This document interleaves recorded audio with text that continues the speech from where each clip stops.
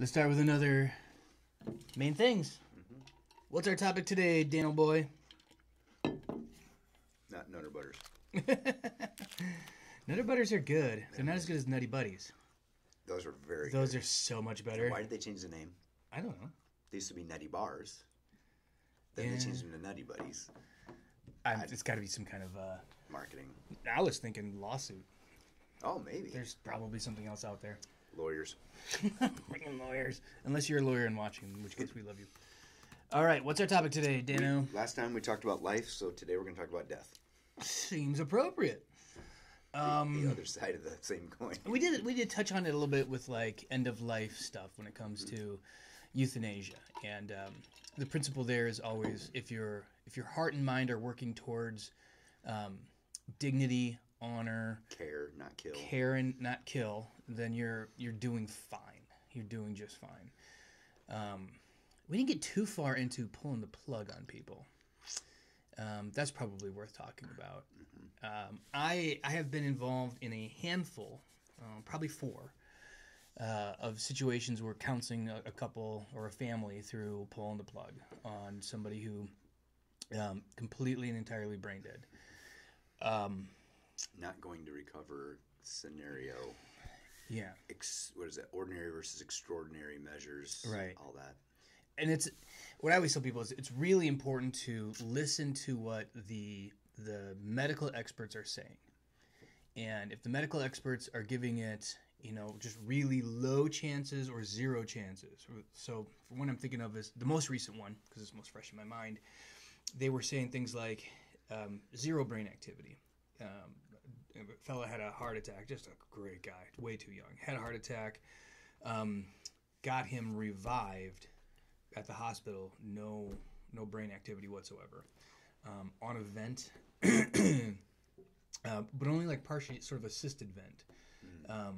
And it was one of those things where with zero brain activity, they said it could come back, and here's when it could. Outside of 24 hours, you're down to whatever percent outside this.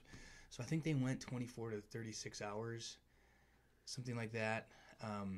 And at that point, it's not a 0% chance, but we've got cases where what was that lady down in Florida was on a event for 20 years or something like that. I remember that. I think the biggest thing was the feeding tube. I don't think she was on an event. Yeah. She was on a So feeding tube usually falls under the category of ordinary. Right. Everybody eats. Needs air.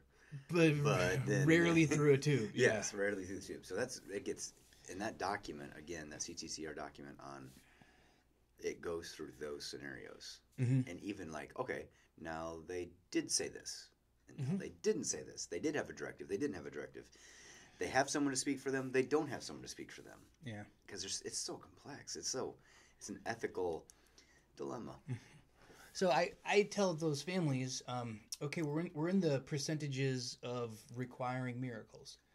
So God is able to work a miracle with or without our technology. He could. So I say he's going to bring us back to life.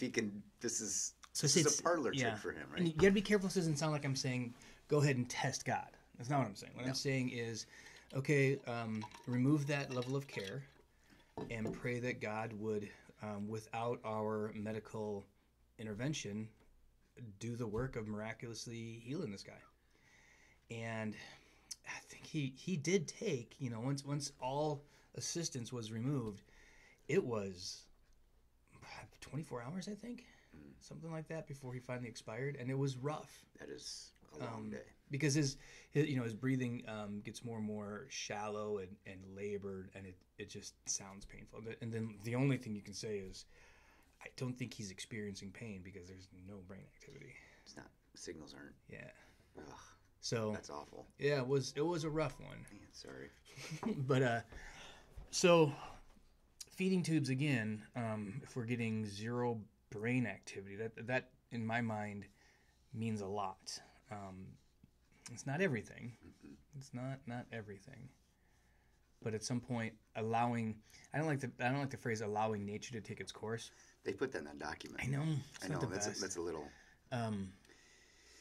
Placing. I think you're placing your bets on God. is what you're doing. Well, and I think the other reason we struggle with that terminology is because death is not natural. Right. Yeah, especially. The original design is no death. Right. Live forever. This death is a horrible thing where the body and the soul get ripped apart. That is not supposed to be happening. Right. This is something we mourn. This is a bad thing, which again, I don't like celebration of life ceremonies, even though we're doing sanctity of life this Sunday. Yeah, I think that's it. So this is words, but words matter. And like you say, what's your directive or heart? Is it towards life or death? Is it to care or kill? Right. And then, this is another messy scenario. I've never done a funeral, by the way. You've never done a funeral? Nope. Oh, man.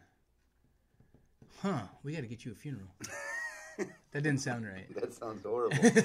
I'm not excited, but it is a great opportunity for the gospel. And when I go to funerals and I see the gospel presented in a really, like, I don't know, your funeral with Dell. That's a good example. That was awesome. Or I just went to it would be my stepdad's father, LCMS pastor in Storm Lake. It was awesome. I mean, there's no doubt. Yeah. Where that person is with their baptism and faith guaranteed them their, right? We still have the resurrection. We have this hope, blah, blah, blah, blah, blah, bam, bam, bam, bam. But I've also been to funerals where it's not that way. But the absolute best part of it is really the care that goes in advance. It really is. It's unbelievable. I've been on that side of it a lot. Yeah. But haven't done the actual funeral ceremony. So good. It's so good. That sounds morbid to normal people. Oh, yeah. It does. Like, it is pastors morbid. Really like to preach at funerals.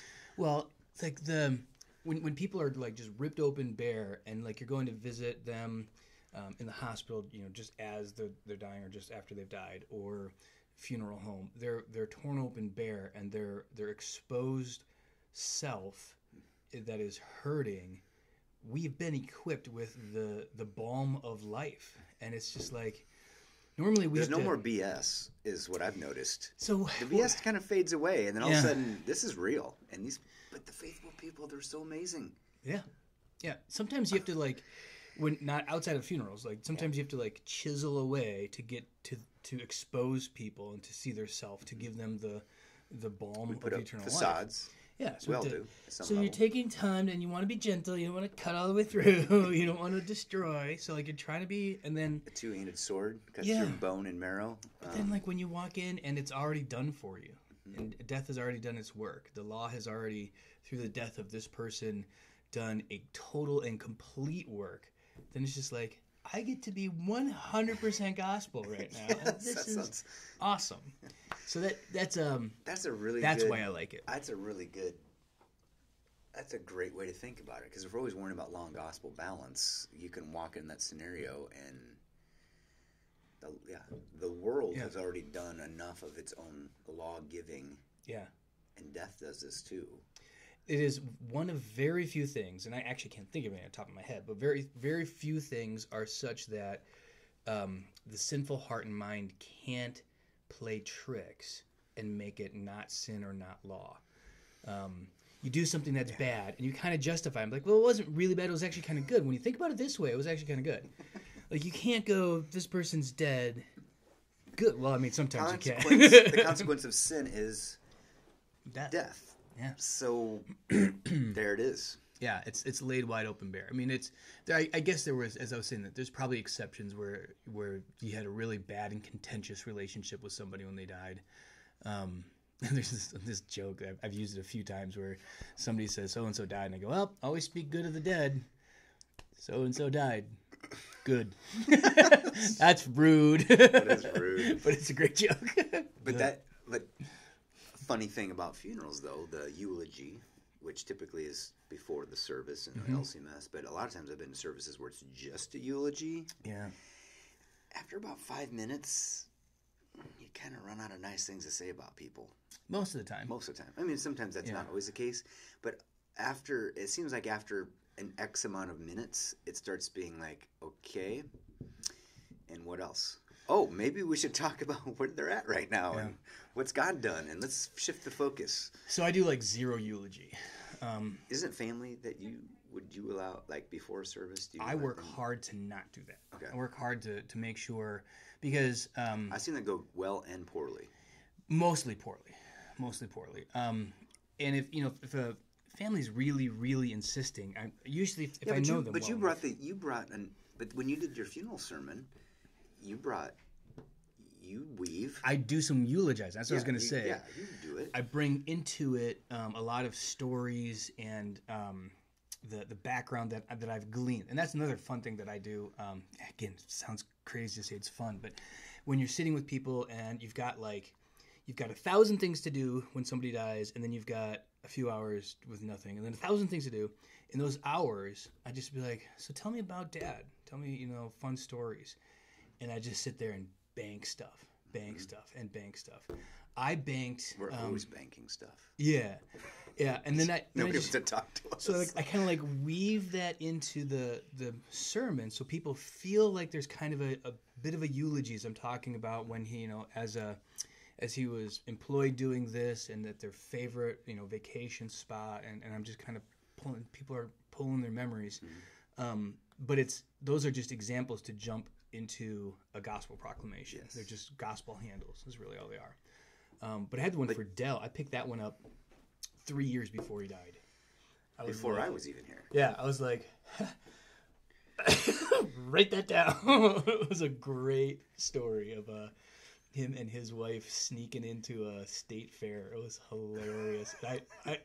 Nobody there knew it, and it was a kind of a big deal because I think it was her parents didn't know about it and almost busted them or something, and it was just silly, innocent stuff. They're teenage kids sneaking into a state fair. It's really silly stuff. But I ratted her out at the funeral, and she was laughing so hard. It was awesome. Anyways, so yeah, when we talk about end of life care, there's all of the emphasis is generally put on medical stuff, physical, the body, but there is so much end of life care that is about the spiritual, about the emotional. I am shocked, both good and bad, when it comes to. It's so amazing. Like, I know this guy. He's been a hallmark to me, an example to me of strong faith. But right now, he also needs to hear, because he's saying things like, I hope I lived a good enough life. I'm like, whoa, what? You're a Lutheran. What are you doing? What are you doing here? Nope. He needs to hear again. It's not about what he's done. It's what Christ done for him, and he needs to hear the gospel again. Yeah. And then usually, but I'd say more often, a lot of time with the people of faith that are passing, I think of my wife's dad. Yeah. In his 50s. Go to visit him. He's got days left. He's ministering to us. He's really at complete and utter peace. Mm-hmm. He's calm.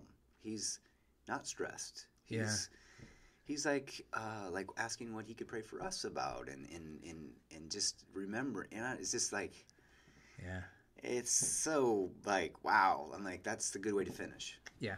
And that's, I don't know if anybody hasn't had that experience. Well, and most people start. yeah, that was good that he passed away, but yeah, it's hard because most people don't really start putting that emotional, spiritual work in to get to that place until death gets real and gets close. And it's just like with physical, like, I'm getting old, and I should probably start exercising.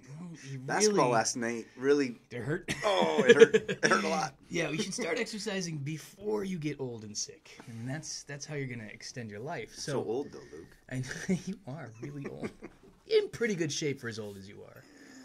COVID helped. Not as good as me. COVID helped me lose some pounds. That Yeah. actually helped a ton. I did not realize 1 pound makes a huge difference Oh yeah, if you move. yeah, yeah. You're just sitting, it doesn't. But if you're moving, Yeah, I've jumping, I've bulked up, meaning muscle and fat. I'm not pretending like I've only put muscle on, but I was going for that big lift and just stupid stuff. But Are you done with that now? Are you shrinking? yeah, again? I'm. You coming back?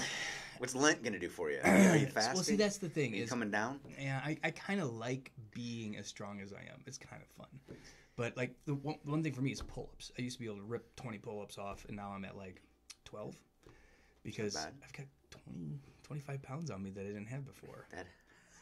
So just think about doing pull-ups and strap a 25-pound plate on you and be like, yeah, no, that's hard. I mean, yes, I got stronger, but not that much stronger. So especially in pull-up strength. But, yeah, I think I'm gonna. Sorry. I haven't 100% decided I'm gonna start cutting weight back down, but I'm pretty sure I am. I'm trying to get back down. Yeah. I guarded a guy last night who made me look like a fool. Yeah. And he's like my age, and he's a lot skinnier and smaller than me. God, he's so fast. And see, this is the thing. He's so fast. I don't really have a lot. I've only played twice in the last like 2 years, so don't get me wrong. And I bricked every shot. It felt like it was horrible. But I was like, I'm heavy. I'm slow. I'm getting old. I just don't have a lot of, like, anything that I want to do is going to be long, slow slog, like dragging deer through the woods.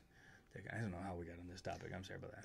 It's about getting old. Getting old and dying. Mortality. Yes. And facing that mortality. But when we're just seeing little chips away at it. Yeah. Yeah. But when it's the diagnosis or the relative that passes away or someone you love, it gets real fast. I just talked to somebody 2 days ago who's like maybe gonna get a diagnosis, right? But all of a sudden, like, oh, I never thought about getting my house in order. He's in his 40s. I'm like, oh, maybe I should get my house in order too, because I'm not guaranteed a day. No, nobody is. And this could be my last day. Maybe Christ returns today. Wouldn't that be nice? That would be way better. Oh, I was going to make a snarky political joke, but you can fill in the blanks anyways. Inauguration day was yesterday. Good job. Fill in the blanks. Any way you'd like, really. There's about 7 different ways to go with it. Hell did not freeze over. It didn't. No. New president, and no one evaporated. Hey, I saw one guy there, though. Did you see them on the news? No. Oh. One guy from New York.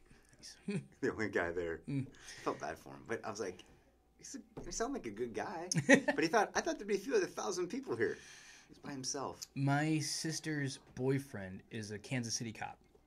They flew him and like 50 other Kansas City cops out to assist, and he sent her a message and said he counted 25 protesters. There's a lot of police and other folks there, though. Yeah, and somehow they managed the 25 protesters. Yeah. So, anyways, end of life. Thank God it was a non-issue. So here's another. So talking end of life, we've talked about sort of in the category of mercy killing. What about killing? Killing. Is it illegal to kill? No, not always. 10 Commandments. This is always interesting. You know Hebrew. I do. I don't. I don't have it in front of me. But thou shalt not murder or kill. It's kill. This one I do know. It is kill. And it is the standard rule. And it is part of the law that was given. Is that unlawful killing? Or no, is it killing it's in killing. Killing. Don't kill is the thing. Not even deer? No, it's definitely talking about people. Yeah, okay, we got to get that speciation. Yeah, we're species again. So it is about killing, and that is the rule. That is the law. We talked about it yesterday in the Bible study in Romans 5 when it talks about before there was the law, sin wasn't. The translations usually say counted. I like to say accounted for, because people think sin didn't count when there wasn't no accounted. No, counted. But it wasn't accounted for. There was no way to enumerate how many sins you sinned if you don't know how many laws you broke. I mean, you just can't do it. So it is the first giving of a law that enumerates killing as something that is wrong. It was wrong before that, but now we have a law that says down.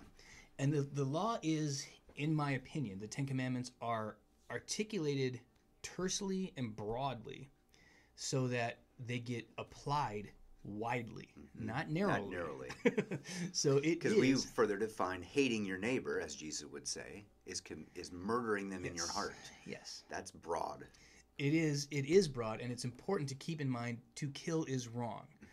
That doesn't mean it is not always permissible or even required, is where things get wonky. That's where here we are again.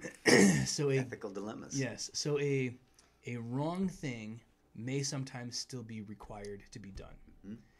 And Romans does a nice job of telling us, here's Romans 13, Yes. the authorities are the ones that wield the sword. Yep. And that doesn't mean that just the president of the United States can go and press the button to electrify somebody every time there's... It means he has the authority that then he can designate to other people. But it is by the authority of our ruling governors, Yes. of our ruling bodies. And priority number 1 in Romans 13 is to make it safe and peace so we can actually live and not have to thwart evil. Yes. Yeah, that's... So sometimes killing is warranted to thwart evil. Yes. Same thing with a good one we learned in SEM is this actually has to do with baptism a little bit too, but it's kind of weird. Somebody comes into my house, I call the authorities who have the authority. But if they can't make it there in time, I may have to usurp their authority, which is never a good thing. But that's puts us in another level. Am I going to have to protect my family? And I hope not, because I would probably suck at it. Well, I would. I run in sort of the gun nut circles. And I'm not a gun nut. I got a BB gun. I like to say I'm gun nut adjacent. Like I know all of the crazies, and I'm familiar with the language. And there are people to the right of you. Yes, they're not real far, but there's a lot of them just over here. So, and I have gotten the feeling before that there are some people who are kind of hoping they get a chance someday to defend their home and shoot somebody. Those people scare me. There's not a ton of them, and I don't think But I've talked to them too. I don't think that they would manufacture a reason to do it. I don't think that they'd be like, I'm just going to leave piles of money. I don't know any police officer who... No. That would be weird. Like, nobody should want I kind of know. I know one guy, but he's in prison for shooting people. Just saying. The third guy he killed. As a cop, they sent him away. God. Yeah, he was nuts. He wanted to kill people. That's... He wanted to kill people when we were in college, and he just wanted to fight.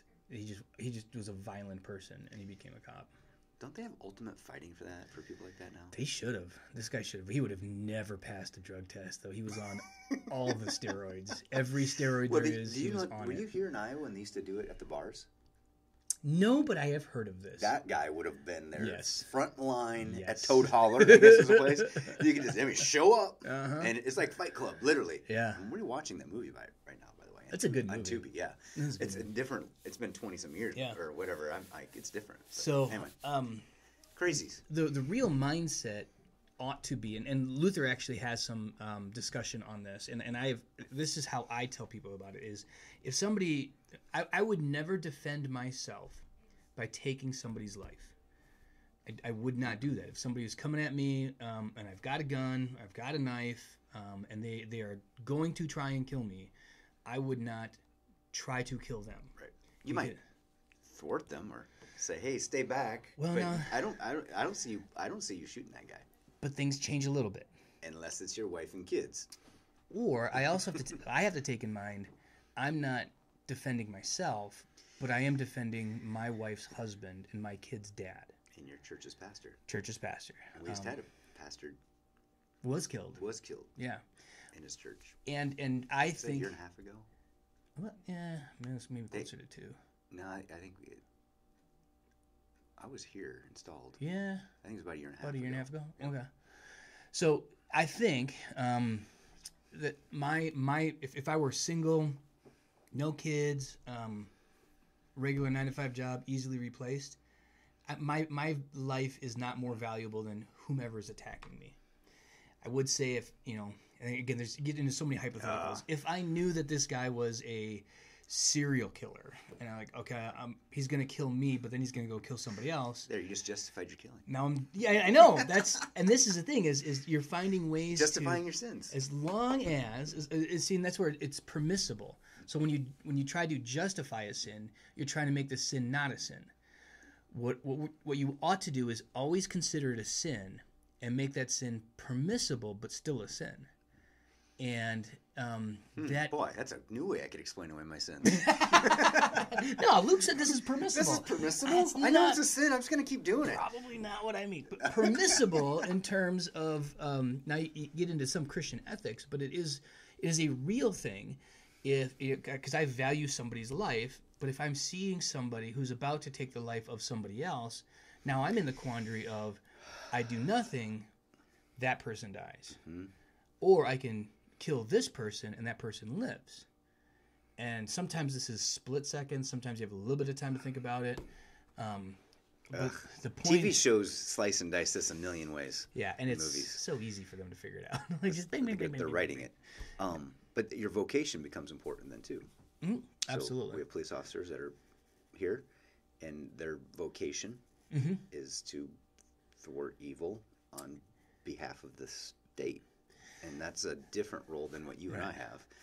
But when that person is unavailable, like you've told me, like in Kenya, go ahead and call. Mm-hmm. Nobody's coming. So now who's going to take the authority here to protect against this? Yeah. And then it seems like a bad idea to not have anybody show up when you call them. Yeah. Because then the usurping of authority falls away from this God-given state thing to regular people. Yeah. And I'm guessing they do it worse. So the hypothetical that I always give is, the old saying is that police are only minutes away, or when seconds count, police are only minutes away. So there is some validity to that. Because if somebody breaks into my house, I call 911. The police will take a few minutes to get there. Mm-hmm. But they're coming. Yes. Hypothetically, what I've always said is, again, I have such a house where I've got upstairs is full of people at night and downstairs is full of stuff, with the exception of Isaac's in the basement. But I would not, by any means, stop somebody from breaking into my house and stealing anything they want off the first floor. All right, you want to give everybody your address? I wouldn't stop them because the chance of it escalating to violence that could end in serious injury or death, I don't own. You'd warn them even if they were coming up the stairs, probably. Oh yeah, I'd yell down and say, anything you want on that first floor is yours. You start coming up these steps, and I will vent. I have an AR-15 staged right by my bed. Yeah, ready to rock and roll. But again, I'm not going to unless I'm defending human life, because there is nothing, and it's not just that I don't own anything that's more valuable than a person. There is no thing that is more valuable than a person. You can't. There's not a Ferrari you can steal or a jet plane you can steal that's more important than a person or more valuable than a person. At least not in a way that I am able to make that determination. Now, if the judges and authorities, and there are some countries where you steal a ton and they just kill you, or you steal a loaf of bread and they cut your hand off. This is what their government deems appropriate. It's not what our government deems appropriate. So it's not up to me to make that decision. And then even if I do, if I saw bad guys coming up my stairs and I recognize him from TV, he's a serial kidnapper, murderer guy, I'm going to ventilate him. And that will be a sin. Mm-hmm. And now I'm in this position where I have done something wrong and I have sinned. Mm-hmm. I'm going to need some way to deal with that, which is conveniently given to us in the gospel of Jesus, the forgiveness of sins. Like that is correct. But it's another way to say. Probably prison ministry is. Yeah. Intriguing, and like the law has done its work. Mm-hmm. Probably for some people. Yeah.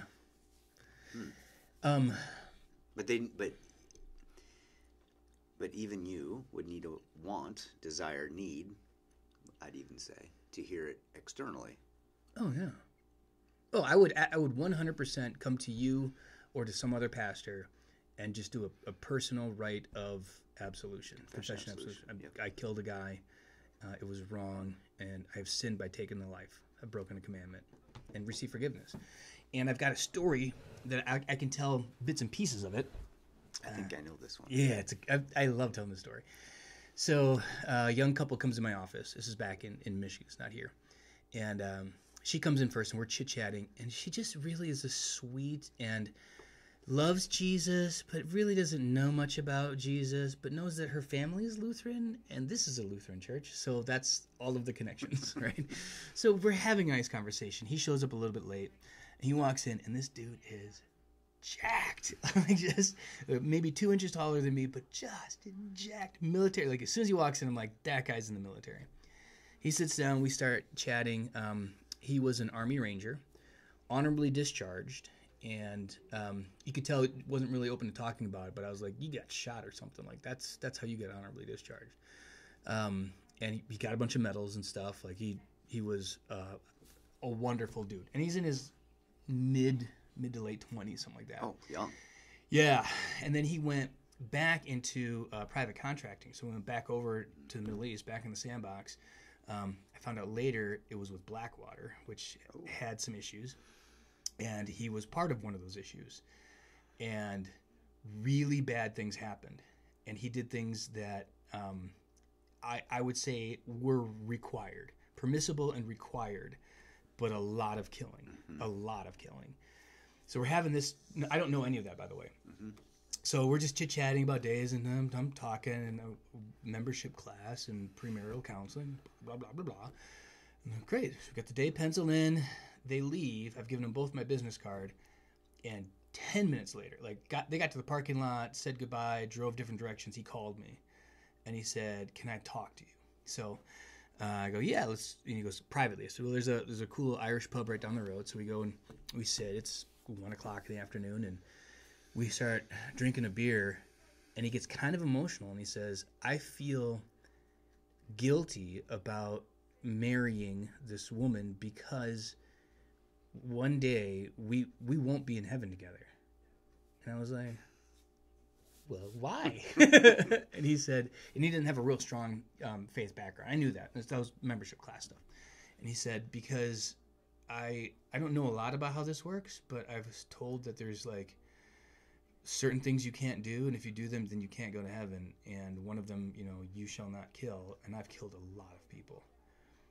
And I'll never forget the way he said, I've killed a lot of people. I was like, am I next? Like, in the past 20 minutes? You're like... If you didn't give him the gospel, you should have been shot. So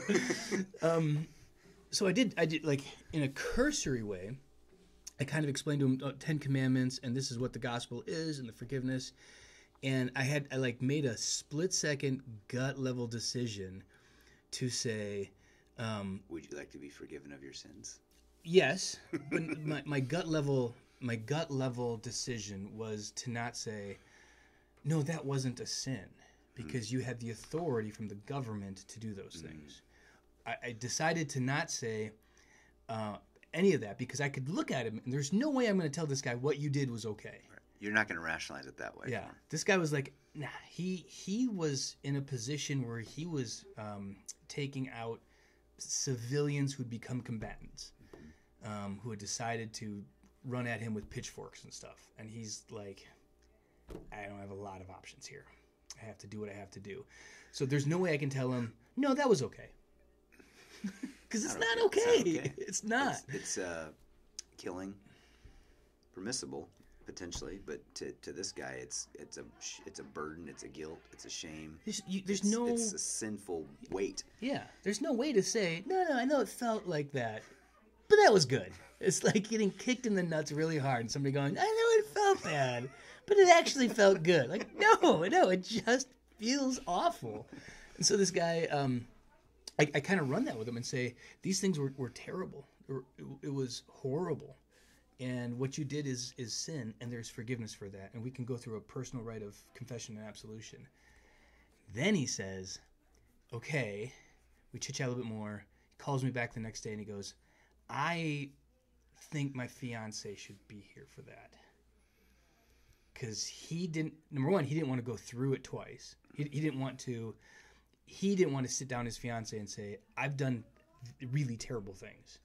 And I've received forgiveness, but here are the terrible things I've done. Like, he didn't want to do that. So I robed up. I know that's surprising to some people. Robed up, stole, whole 9 yards, went to the front of the church. Mm-hmm. He knelt at the kneeler, did the rite of confession and absolution with his fiance kneeling right next to him. And I said, I get to the part where you can enumerate your sins.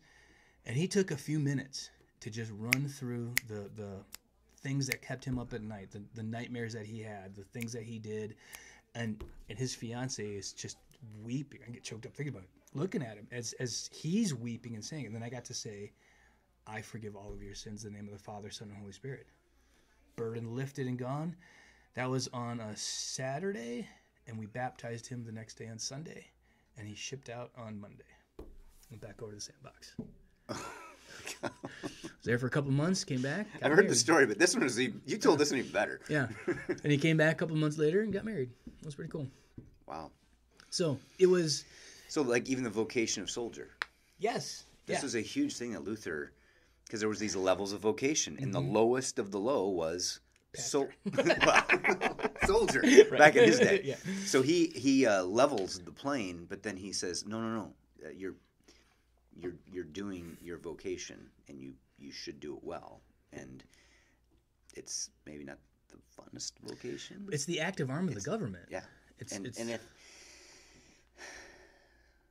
which is why I probably have a little too much. I shouldn't have this much bitter. This is a thing I harbor in my heart that I probably shouldn't harbor in my heart is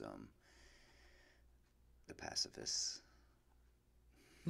like the Mennonites and the Amish, and I'm like they're awesome Christian people, but man, they are like parasites on a society that will protect them. Yeah, because if they didn't live there, Gandhi. Yeah, and I mean I love it that they can just do that thing. Like, yeah, somebody else is gonna thwart the evil, but we are not going to be privy or party to that. I'm like, if every Christian was like that, there probably wouldn't be many Christians around, would there? No. Well, we wouldn't have much of a government. And there would be no, yeah. That's the other thing that drives me crazy. So we're talking about thwarting evil. There's a lot of people who don't think there is such a thing as evil or sin. Right. And I'm like, what? Can't just look in the mirror. So, like, how do you not, like, think that this Twitter is a problem? Like, oh, there. Yeah. So, and it just seems unrealistic. Yeah. I also. But that grinds me a little bit, and probably shouldn't grind me so much. But the way I resolve that, I think it's just a bad theology. It is. Usually, that's a lot of issues. Right, but I resolve that in my head by saying, but that's the kind of country we have built. Yes. It's got nothing to do with God, Jesus, but like the government. When God says government is a good thing, obey the government. We've designed one that will allow you to be a total turd. And you know, we're not encouraging it. You can sit in your basement in your parents' house and eat Cheetos. And all of us indefinitely are going to bust our tails. It's like the freedom of speech. I can hate that you say something. I can hate the thing that you're saying, but I can defend your right to say it. One of the great ones gets really convoluted. Freedom of conscience. Here we are again. Yeah, I know. It's I know how we get back somehow on that was two episodes ago. Yeah, but the original flag burning moment. Do you know what that was? Mm-mm. So it's an interesting thing. When the British shelled us. Well, we didn't have an American flag at that point. Well, we had some kind of flag. Yeah, we had something, but no, it was in the '60s. Civil rights stuff had just happened, and I think the South had just been the schools had been forcibly desegregated. And I want to say it was a couple of black guys go to enroll in a regular school, university somewhere, and they're shot and killed just for going to school. And it outraged this guy in New York City. Now, he knew, he knew that he could stand on the street corner and yell and shout about this because nobody's talking about it. It wasn't on the news. It was just like, this is the '60s, man. Like that's. It wasn't allowed. That happened. Like it happened then. So he knew that he wouldn't get his message out about this horrific thing that happened in New York City unless he caused a stink.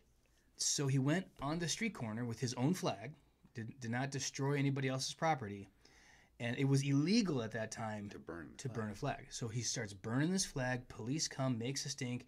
News people come, and now he's saying to the news people, the freedoms that this country have promised to my people are not being given to my people. And it's now he's saying this thing. That's the case that went all the way to the Supreme Court. The Supreme Court said, it turns out he was absolutely using the burning of this flag, which was illegal, as a tool and method for speech. Yeah. He got onto a bigger platform. I was actually listening to a podcast talking about it in terms of how do we get to a bigger platform? And this dude burned a flag, and that's how he got a bigger platform. Not always the right thing to do, but Well, in Iowa, this is the Brown versus Board of Education. That was Supreme Court, same thing. Yeah. Yeah, freedom of speech. So the in my mind, one of the beneficial ways of looking at death and through this lens is when it comes to supporting the troops versus being against war, which is something that I am. I am more against war than most liberals I know. I'm more against war than every Republican I know. But I'm more anti-war than most Democrats and most liberals I know. I'm a not an isolationist, but I'm pretty close to an isolationist. And I can say that. Well, you've seen what war does to people firsthand. Yeah, and that is why. Yeah. So I can say this is a bad thing, just like I can say killing is a bad thing, and then not say soldiers are bad people who have done something that wasn't permissible. I can say soldiers have done a thing that's required and permissible because they're following orders of their government and doing what the government has asked them to do, but this is a bad thing. So I can say you did what you were supposed to do Like those Nazis. See, yes. And this is where This gets so... it does. It gets convoluted because at some point, our soldiers do need to have some sense of, I will not. There's got to be a I line. won't do. There's a moral. They have a moral compass. They have to, right, at some level. And hopefully things like the Geneva Convention, which has a lot of flaws in it, absolutely, and other war laws, because you can be a war criminal. You can be You break the rules of engagement, for instance. Yeah, and sometimes I've heard those are absolutely ridiculous.